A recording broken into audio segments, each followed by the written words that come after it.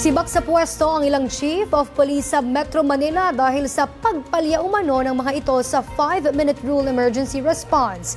Yan at iba pang mausapin ihatid sa atin ni Simon Ong. Naging mapayapa, ganyan idineklara ng Philippine National Police ang pagbubukas ng klase para sa school year 2025-2026. Sa nangyaring nationwide conduct ng Balik Eskwela 2025, tinatayang nasa 37,000 personnel ang kanilang ipinakalat.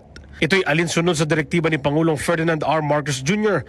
na paigtingin ang kanilang puwersa sa iba't ibang parte ng bansa nang sa gayon ay mapanatili ang seguridad, gayon din ang kaligtasan ng mga mag-aaral na papasok sa kanilang paaralan.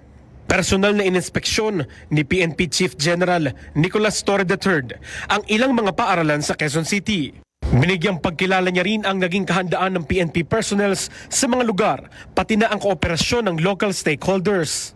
Ayon pa kay PNP Chief Torre III, tagumpay ng lahat ang naging ligtas na pagbabalik eskwela.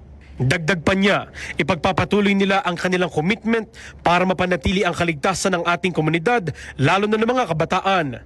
Samantala, sibak naman sa pwesto ang 8 chief of police sa Metro Manila matapos silang mabigo sa 5-minute rule na pagtugon sa isang emergency. Ayon kay PNP Chief Torre III, hindi magiging epektibo ang hangarin nilang agarang pagresponde kung hindi kayang magmando ng maayos na commanders on the ground.